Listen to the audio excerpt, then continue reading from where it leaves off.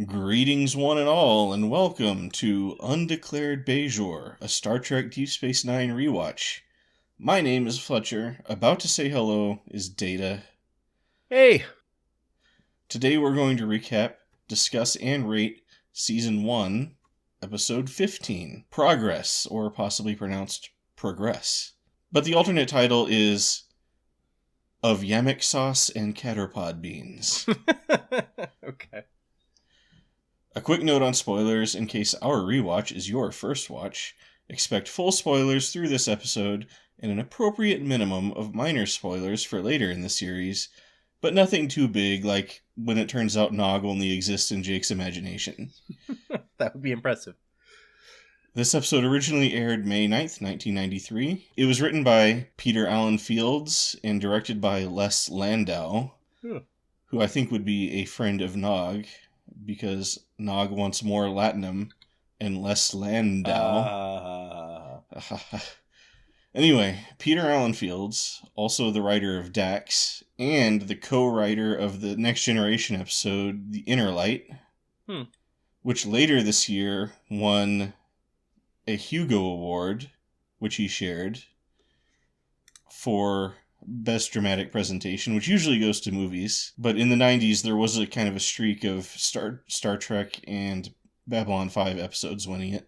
Nice. Apparently, Les Landau directed a whole bunch of Next Generation episodes. There's 22.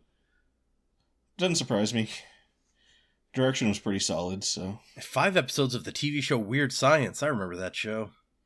Oh, wow. That was a show? Yeah. Honestly, I watched the show way before I watched the movies, so...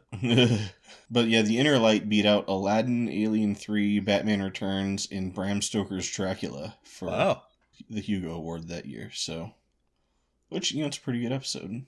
Yeah, it's usually in the top 10 episodes of Star Trek Next Generation. Whenever people are listing those, I pretty much always see that one in there. Yep. Although some people, there's a crowd that thinks it's overrated or boring or whatever. I really like it. I like it. I don't think I like it enough that it would be in my top 10, so I guess maybe I qualify as finding it overrated, but not like overrated it's bad, just like I don't think it's quite that good. Sure. I think it might make it into my top 10. I'd have to think about it, though. Anyway, let's recap this episode. Okay. Jake and Nog, oh no, are playing cards in Quark's bar when they overhear Quark chewing out an employee for ordering a large amount of Cardassian Yamek sauce. A product not likely to move since most Cardassians have left the station. I guess poor Garrick will just have to do without. Yeah, I was about to say, just go and sell it all to Garrick. He's like, I'll take one bottle. I guess they have 5,000 rapages. I don't know how much is in a rapage, but it's probably a lot of sauce. Yeah, I looked up the word rapage and it wasn't in the dictionary, so It was no help. Honestly, I'd always thought they were saying ravages, which also doesn't make sense, but it was when I had watching this time, I had the subtitles on and it said ravages, and I was like, that doesn't make sense either, but okay. Yeah, so I don't know if that's a word. Apparently it's not. Nog becomes immediately obsessed with this Yamek sauce, much to Jake's dismay.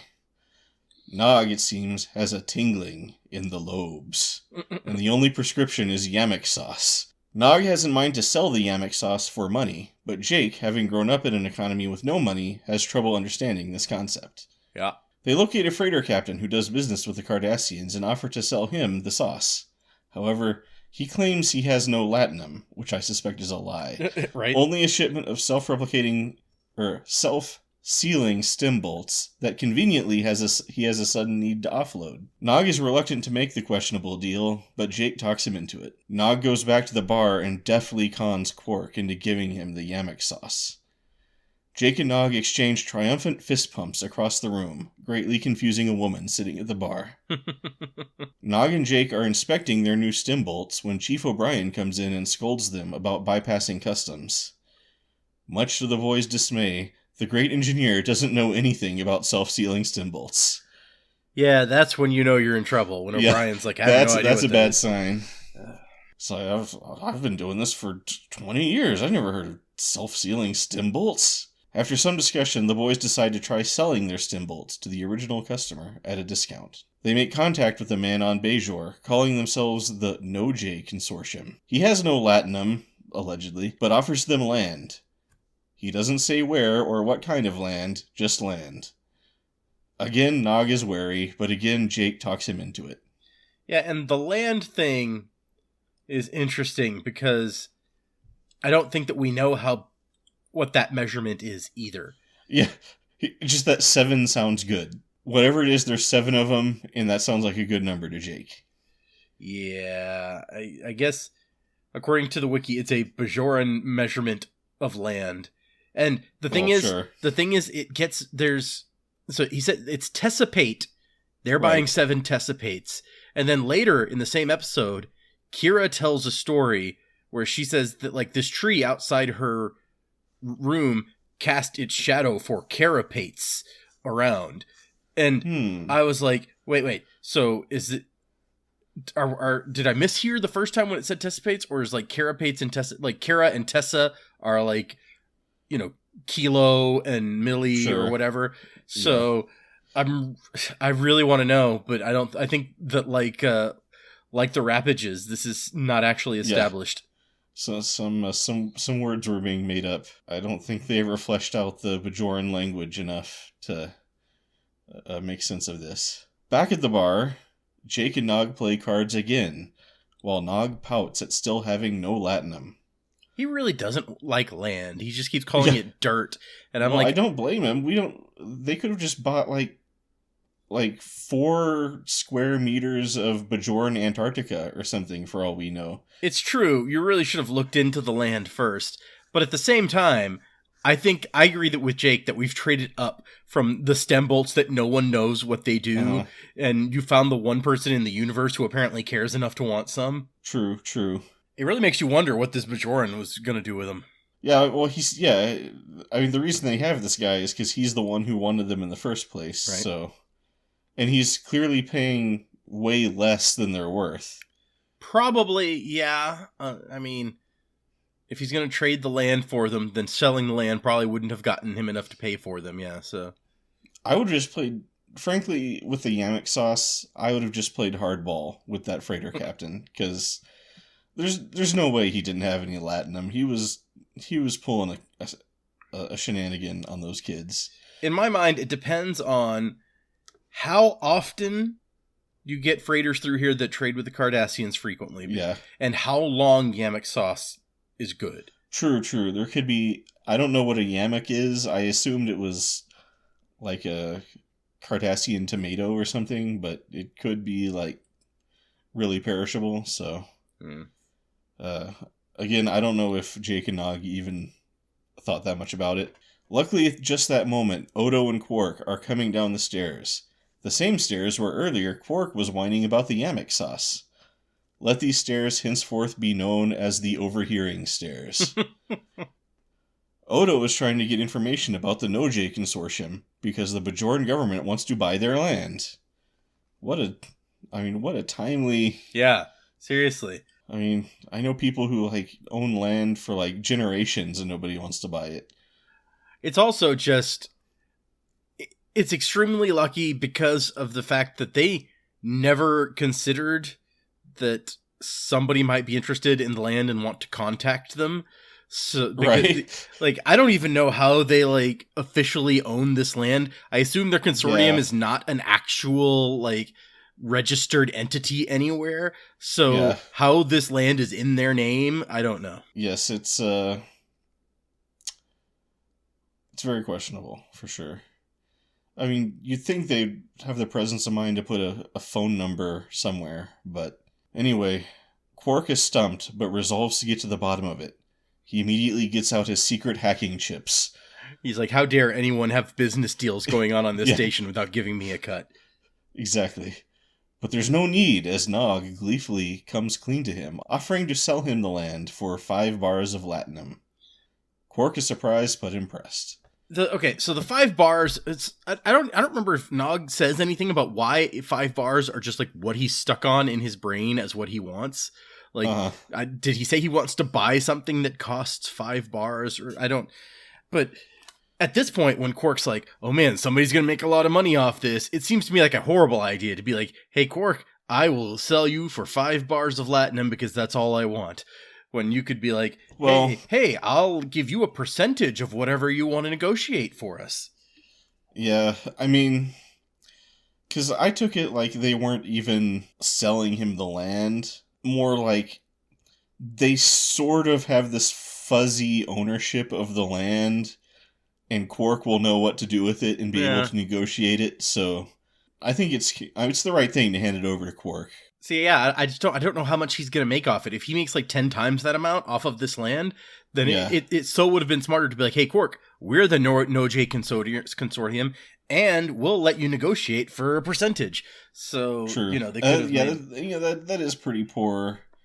At least like do a little bit of research, like how much does land in this area go for? Yeah, how much participate? Get on Bajor and Zillow and look at what land is going for in that area.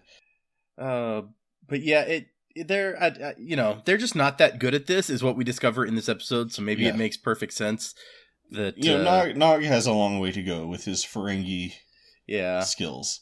Yeah, and Jake is constantly like, yeah, trade, because he's a Federation guy. That sounds fun. Let's do that. He's like, what do I want money for? Let's trade for stuff. Yep. Land that we'll never see. Let's do it. But on the other hand, it is a good idea to not have Quark want to question too hard how you got this land, because if he traces it back to the Yamek sauce that was his property to begin with, then you might have a bigger issue. True, although he did pretty much just give the Yamek sauce to Nog. So. Well, Nog offered to take Quark's Yamek sauce to like the disintegrator thing or whatever, which I think is a different thing than literally giving it to him. Well, I mean, like, isn't that the law? Like, if you find something in the garbage, it belongs to you. And I was going to say that, like, if they have the same sort of rules that once it's trash, anyone can have it, then sure, yeah. Nog claimed the Yamek sauce. So maybe Nog took it to the matter reclaimer or whatever that thing was, and it was like, okay, this Yamek sauce is mine. I don't know. Again, we never see how much 5,000 rapages is. Who knows? I imagine it's several pallets. Anyway, let's move on to the A story. Progress. In a station log, Sisko explains that the Federation is assisting the Bajorans in a large-scale energy project of tapping the core of their moon, Jerido. I think I'm saying that right. Sure. The Bajoran minister overseeing this project from Deep Space Nine is Jesse Pinkman's dad from Breaking Bad. He is quite eager to get this project underway, as the energy is greatly needed for heating in the upcoming winter, which will be happening in just one of the hemispheres, I presume. One would think. Kira and Dax take out a runabout for an inspection of the moon. Dax tells the story of how Morn asked her out on a date, and she coldly shut him down, even though she kind of thinks he's cute. I mean, come on, give a guy a chance. I think this is the beginning of Dax's thing, where she's kind of interested in weird dudes. I mean, come on, Which good for her. Dax and Morn, I would totally buy that couple. Kira detects life signs on the planet. Apparently some people missed by the evacuation. She beams down to check it out. She's immediately held at farming implement point by a pair of mutes. A gregarious old man appears in the doorway of a small house and explains that the mutes don't like uniforms. At first the man won't let Kira in, trying to put her off with a mild course of sexual harassment and general insults, but Kira stands her ground and he invites her in for dinner. Inside, it turns out dinner will take 3 hours to prepare. The man, Mullabach, explains that he and his friends escaped from Bajor 40 years ago during the occupation, and they don't want to return. Kira tries to talk up the newer, better, freer Bajor, but Mullabach is not impressed, insisting that the moon is his home, and he'll die if he has to leave, so he'd rather just die here. At dinner, Mullabach tells tall tales of how he single-handedly tamed the moon and built the farm. He says he's sorry he missed all the fun fighting the Cardassians. Kira is angered and says it was not fun, and in fact they were greatly outmatched. Mullabach asks how they beat them, and Kira says they beat them by hanging on like fanatics, catching Mullabach's point a little too late. Later outside, Mullabach shows Kira a kiln he's building. He makes it clear it doesn't matter what they do to the core of the moon or how unbreathable the air becomes, he's not leaving. Kira returns to DS9 and reports the situation to Sisko and Jesse Pinkman's dad. Mr. Pinkman makes it clear he has no intention of delaying the project for 3 holdouts. Kira goes back to the moon and brings 2 big burly Bajoran security officers with her. She tries some more to talk Molobok into leaving before she has to resort to force, but he still is unmoved. Suddenly he becomes enraged, seeing the security officers getting rough with the mutes, and throws himself at them, resulting in him taking a phaser shot to the chest. He deserved that. It's fine. I mean, what you gonna do? The guy's like, the guy's attacking you. He took out 6 Cardassians all by himself. Did you hear his story? Yep. Kira summons Dr. Bashir, who treats Molobok, but can't convince him to come back to DS9 for proper care. Kira sends Bashir on his way, taking off her uniform jacket and getting to work on Molobok's kiln. Bashir immediately tattletales to Sisko, who decides to tell Mr. Pinkman that she is staying there at Dr. Bashir's request. A ploy Dr. Bashir plays along with. Yeah, kind of stupidly. It's a great moment where it's like, well, I'll just tell them that you requested her to stay there, and Bashir's like, but that's not true. And Sisko's like, yeah, make it true now, please. You're not catching my point here, Doctor. He's like, yeah, she should totally stay there for how long? And Sisko's like, a couple days. Like, yeah, she needs to stay there for a couple of days, I say as the Doctor. Yep. It's great. It's a great interaction. I love that. What a brilliant Doctor. Back on the moon, Kira tells Molobok the story of a stubborn, ugly old tree that was in front of her window growing up. Molobok asks if she cut it down, and she retorts that she hasn't decided. Sisko shows up to talk sense to everyone, especially Kira, whose career is in jeopardy. Sisko reminds her they have a material subsistence report to finish, which frankly sounds terrible, so who can really blame Kira for not wanting to go back? It's like, come back to work. Don't forget about this horrible, boring report we have to prepare. Do you want to give all that up? I'm trying to decide what material subsistence report could be. Yeah, who's subsisting on material? Like, does Bajor have to send supplies to the space station periodically? And so you're reviewing, like, how much stuff you're using? Makes as much sense as anything else. Sisko bluntly lays out the facts to Kira. She's not the underdog rebel anymore, she's the uniform. And there's only one ending to this situation. He leaves, but says the runabout won't be far. Kira remains and spends the night taking care of Molobok. In the morning, she finds Molobok working on his kiln, which she helps him finish. Now, again in uniform, she makes one last plea to leave with her for Bajor, but he holds fast. Kira musters her resolve and blows up his kiln with her phaser, then sets his house on fire. Yep. A sad Molobok asks her to just shoot him, but she won't. He says if he leaves his home, he'll die, but she just says, I won't let you. The episode ends with her calling for 2 to beam up. And once again, this sounds like the sort of thing where it's like this relationship has developed and that we might someday hear more about. But like all things from season 1, it seems, they just throw that away. I mean, this has got to be mentioned in a book somewhere. It apparently, that according to Memory Alpha, it says Molobok appears briefly in the novel War Child, where he has Jadzia pass a message to Kira that forgives her for her actions. Oh, that's nice. Yeah. I would have expected, she never hears from him again until he dies, or something like that. But, that's nice. I guess he found happiness wherever he went, according to that book. Right.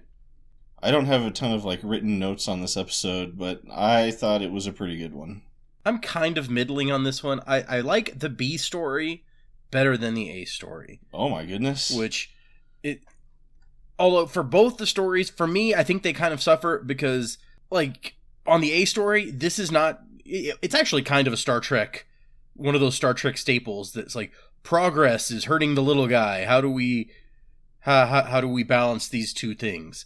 Because it's been done. It was done several times on The Next Generation. In fact, there's an episode of The Next Generation where Data's like, you guys have to leave the village. And these guys are like, no, we're not going to leave the village. And then he blows up their aqueduct that they've worked on for generations or something like that. And that's the way you apparently have to do it. Just start blowing stuff up. So it's very similar to that. But there's also, when the planet gets ceded to the Cardassians and Right. the colonists don't want to leave and all that sort of thing. Yeah. So it's not the only time we've seen this story on Trek. It's not even the only time we've seen this, or that we will see this story with Kira on Star Trek. So, and this one doesn't feel as good to me as the other one. So that may be part of why I'm just like, eh.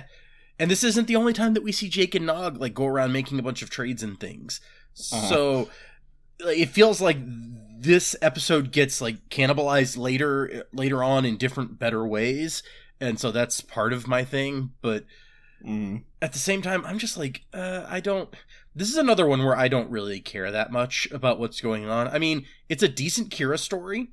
Yeah. And I feel like I think this season has been a lot heavier on stories about, like, this is the third or fourth Kira story or something. Right. And so I think that they're really trying to spend more time on the non-Federation characters and expanding them than, like, we already know what the Federation's about. We don't need those to spend as much time on them yet. Right. And it's an interesting, conflict for Kira to have to go through. I don't like the resolution all that much, honestly, where we don't get her, like, we don't get a very good explanation of what she's thinking at most points in the story. It's just she sympathizes with this guy and she's going to help him, and then she's going to blow it up and they're going to leave. And I don't feel like we get a great transition from one mental state to the other.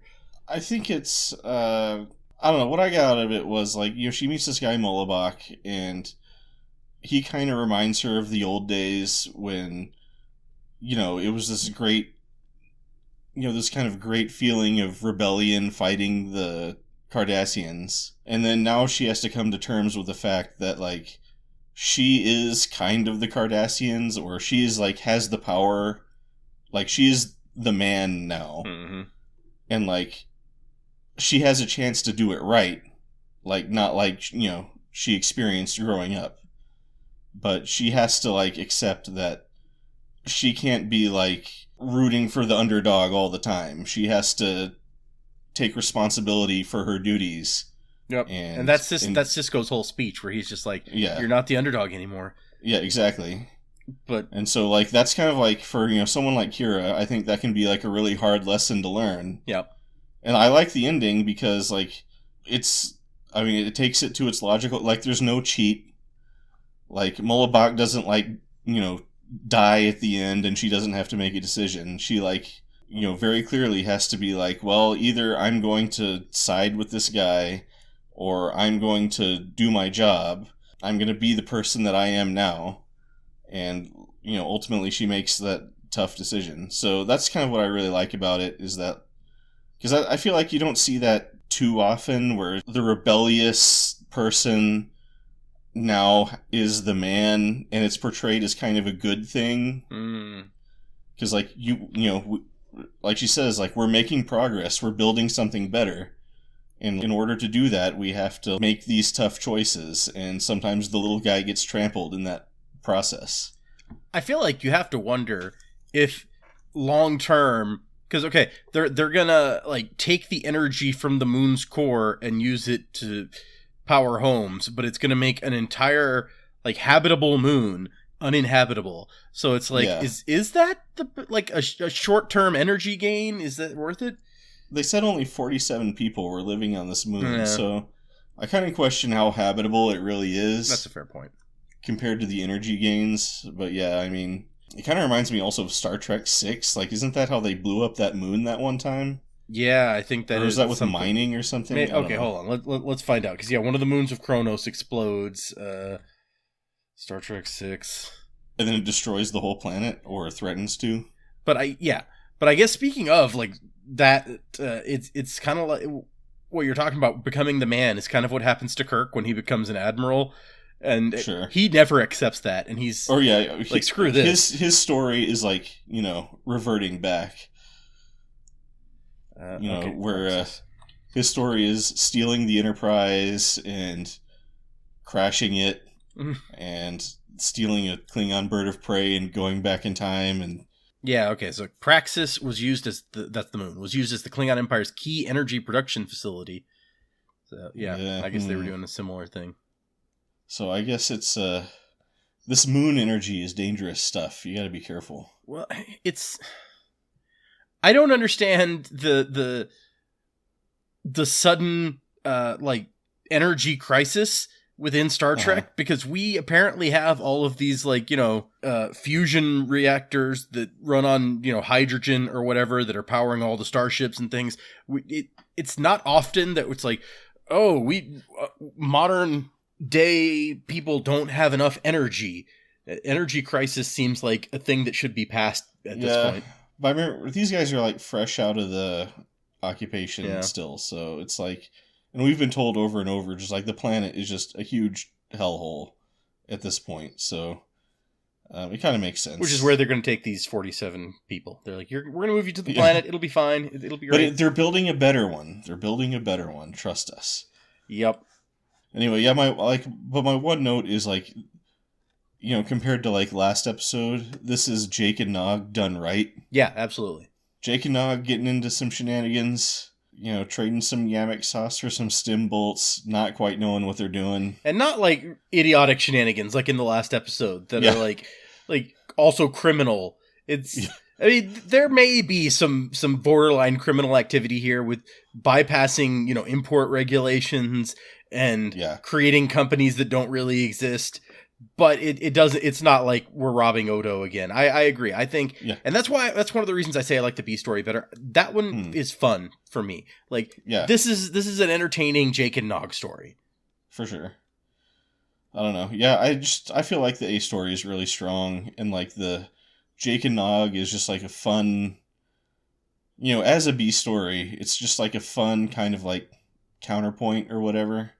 I think that it works really well together. I did read one interesting thing on the wiki that the guy who wrote the episode is not happy with how Mullibok comes across in the finished episode. I like Mullibok. Apparently, in the script, he was like, it says that the writer says there's too many old guys in television dramas who start out nasty and then get like meek and gentle at the end, and that's not what I wanted. Mullibok is he wrote in the script as like a more manipulative and less likable guy. And then he's like, but this guy's performance just like makes him so likable that, I mean, I can't even fault him because he does a great performance. It's just not what I like pictured when I was writing this. Right. I don't know. I think he did a good job like writing the line. He's just like, he's just a stubborn old man. I don't know. Mm-hmm. But yeah, I guess maybe you could say he's too likable.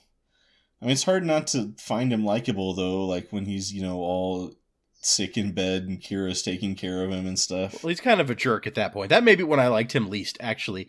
When she's, like, trying to help him out, and he's like, move your chair closer. And she's like, okay, is this good? What, are you going to talk all night? Jeez, I'm trying to sleep over here. Yeah, I can see how that could have been played, like, a little different. So, yeah. But, I mean, I like the way it worked. It kind of reminds me of, there's an episode of Better Call Saul. Okay. Where I don't even remember what happens in this episode, but they want to build a bank branch right where this guy's house is, and it's like in the middle of the desert, it seems like. Or they need this land for some reason, and he refuses to sell it. And then Saul's girlfriend works for the bank.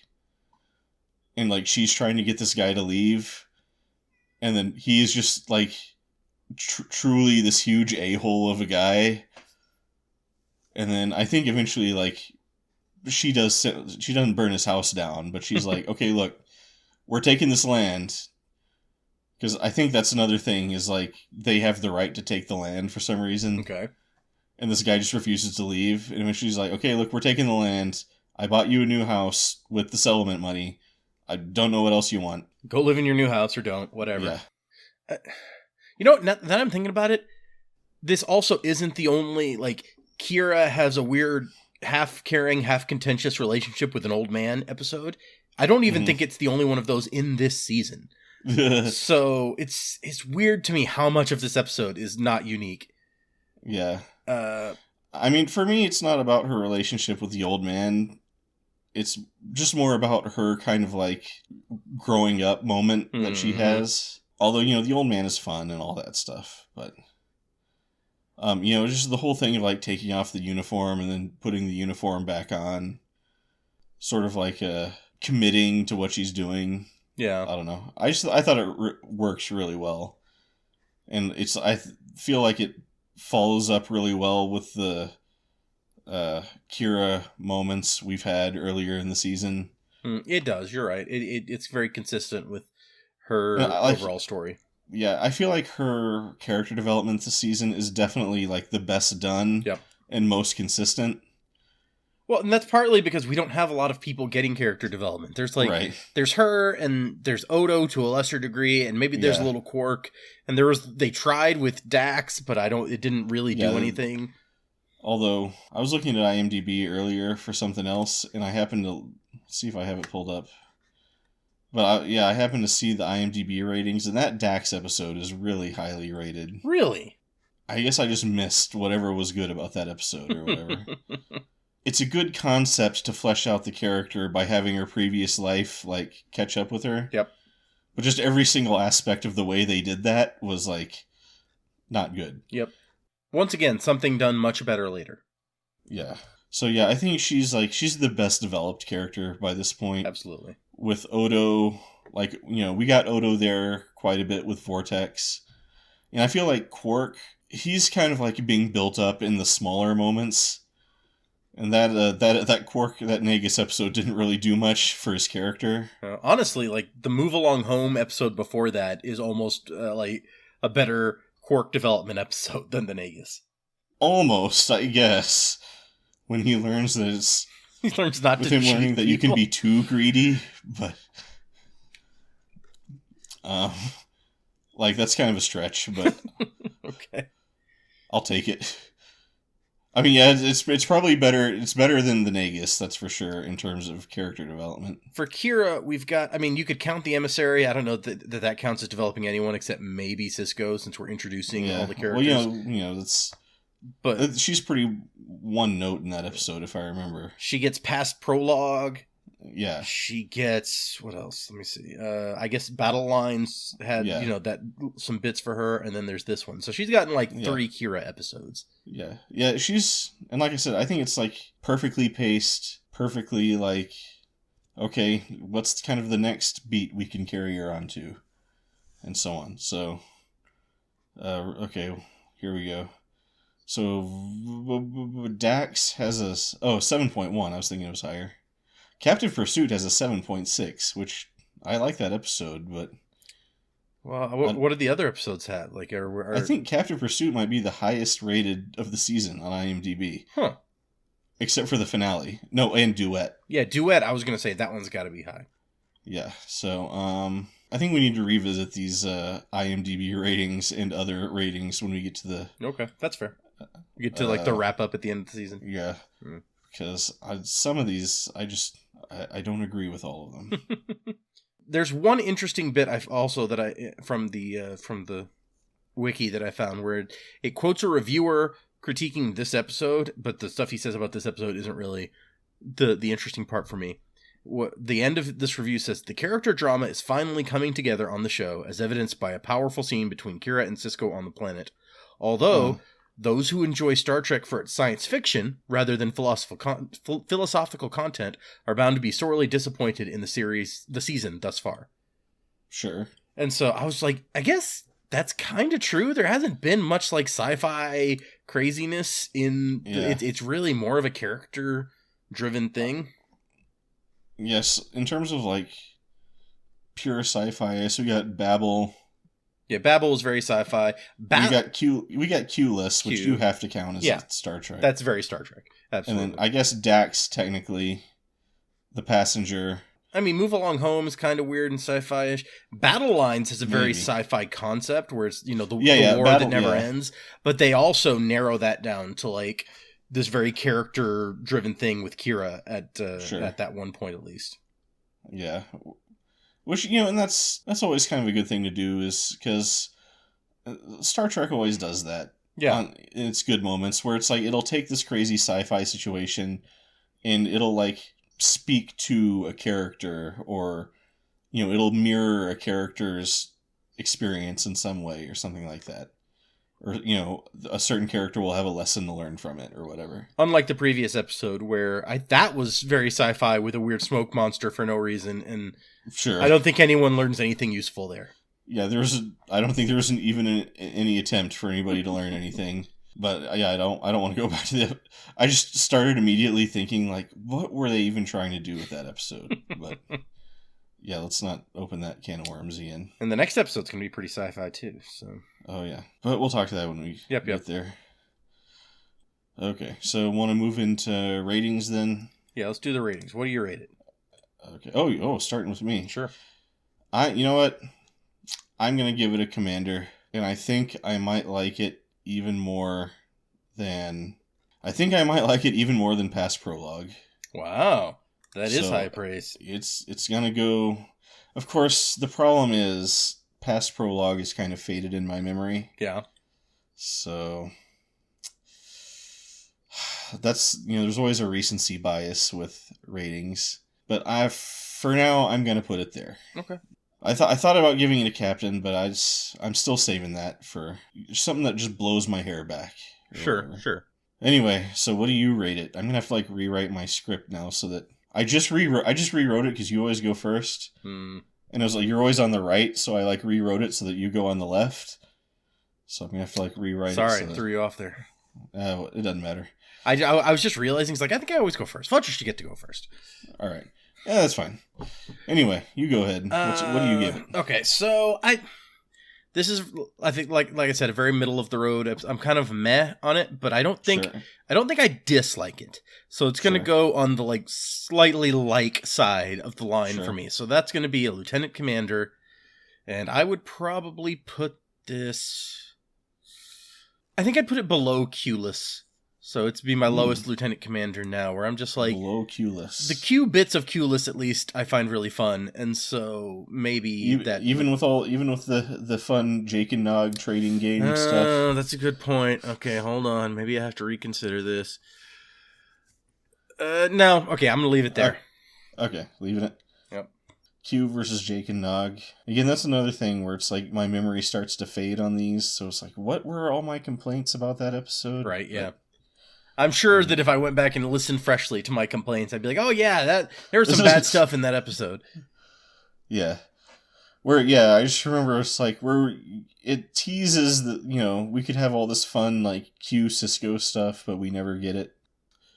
Final thoughts, tangents? Sorry, yeah, I'm just looking at this list. I'm like, man, yeah, you're overall more positive than me, for sure, on this season. Yeah, well, it's because I haven't watched past this season in a long time, so I feel like probably when we get into those later seasons, these will be not as good in comparison. Sure. But, also, I'm trying to keep that in mind because, I just know a bunch of the good stuff that's coming. So one thing I'll say is that Jake is always wearing that green jumpsuit thing. Yeah. So it was just in the very first shot, it just shows his hands with the cards, but you see that green thing that he wears. I was like, that's Jake. I do want to know what card game they're playing. He keeps trying to get Nog to play this card game, and Nog just is never interested. Yeah, it looks like some kind of draw discard game, but Jin or something, but I can't quite tell. They don't have enough cards for Jin, but maybe it's a future Jin. Yeah. For some reason, I want it to be, and I don't know why, but I want it to be from Firefly, where Jake's I have the tall card. Yeah. You want to call that a day then? Yeah, I guess so. I was just looking up how many moons Bajor has to see what they've done to themselves here, and apparently it has 5 moons. Yeah, it's got to have at least 5. So, anyway, I think that's the. I don't think so. I declare this episode of Undeclared Bajor declared. That's a complicated way of going there. If you've made it this far, thank you for listening. Be sure to check the description where I occasionally put links to interesting things. I don't know what would be in this episode. We didn't really talk about much outside the episode. No, yeah. I'm Fletcher. About to say goodbye is Data. See ya. May you all outsmart the hunters for one more day. And if not, may you die with honor. But either way, please remember to drop by any time you're feeling homesick. Even if you're dead. It's all good. Yep, totally. Dead people welcome.